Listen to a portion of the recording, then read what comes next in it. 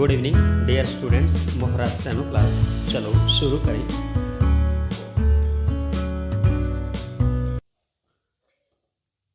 शुरू। हर साल इन दिनों बर्ड फ्लू की आवाज़ें सुनाई देती हैं। बढ़े हुए खतरे की बातें की जाने लगती है। इस बार महसूस हुआ कि अभी कोरोना से निजात मिली नहीं कि यह एक आफत और आ पहुंची। चिड़िया मरने लगती है। आशंका व्यक्त की जाने लगती है कि बर्ड फ्लू आ पहुंचा है। कैसे आया है? शायद प्रवासी पक्षियों से आया है और इस तरह तमाम पक्षियों, उनके बच्चों आदि को जान से हाथ धोना पड़ता है। मनुष्य को बचाने के लिए कभी दवा बनाने और वैज्ञानिक परीक्षण तो कभी बीमारी न फैल जाए, इस संदेह के कारण हर बार ही बेचारे पक्षियों जानवरों को जान देनी पड़ती है। अगर ये बता सकते, लिख सकते तो पता चलता कि मनुष्य की सभ्यता का इतिहास उनके ऊपर अत्याचारों से होकर ही गुजरा है, जिसे हम बर्ड फ्लू के कारण चिड़ियों का मर जाना कह रहे हैं। ऐसा भी तो हो सकता है कि इस तेज ठंड और पाले को वे न सह पाए हों और जान गंवा दी हो। उन्हें भी सर्दी गर्मी लगती है। वे भी बदलते मौसम का शिकार होते हैं। उन्हें भी बहुत से वे रोग लगते हैं जो मनुष्यों को होते हैं।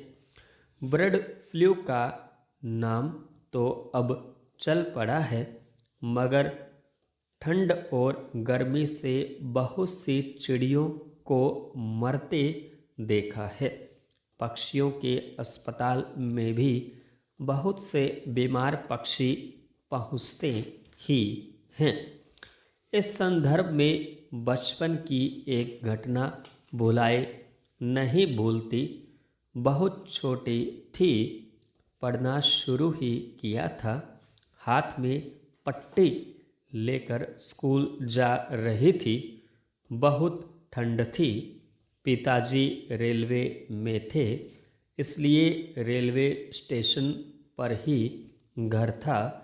हर रोज रेलवे लाइन पार करके स्कूल जाना पड़ता था। ठंड से दांत किटकिटाते जब पटरी के पास पहुंची तो घबरा गई।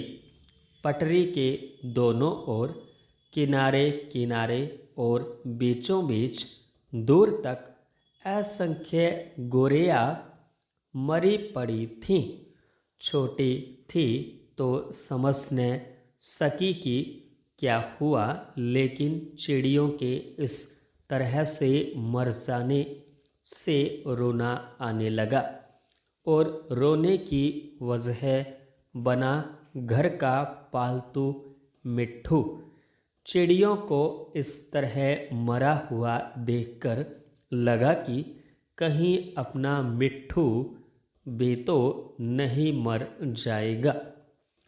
घर लौटकर जब पिताजी से पूछा तो वह बोले कि भाई, तेज पाला पड़ रहा है, इतनी ठंड है, हम लोग इतने स्वेटर पहने हैं, रात में दो दो कंबल या मोटी रजाइयों में सोते हैं, तब भी ठंड लगती है। उन बेचारियों के पास न ऐसी कोई अंगीठी रखी है कि आग ताप लें या स्वेटर पहन लें, रजाई कंबल ओढ़ लें। इन बेचारे पक्षियों की तकलीफ के क्या कहने। तब इस तरह से चिड़ियों का न रहना किसी बर्ड फ्लू का संकेत नहीं बल्कि ठंड की मुसीबत माना जाता था। इसी संदर्भ में दूसरी एक घटना याद आती है। सन 2009 में बर्ड फ्लू के खतरे के बारे में पहली बार अपने देश में सुना था। चैनल्स पर रात दिन का हाहाकार मचा हुआ था। बताया जा रहा था कि वर्ल्ड फ्लू दुनिया भर में तेजी से फैल रहा है और इससे दुनिया के लोगों पर भारी खतरा छाया हुआ है। यह अगस्त 2009 की बात है। उन्हीं दिनों मुझे और मेरे पिता को यूरोप जाना था। एक बार तो सोचा कि न जाएं, पता नहीं जहां जाना है वहां यह बीमारी कितनी फैली हो। संपूर्ण विराम।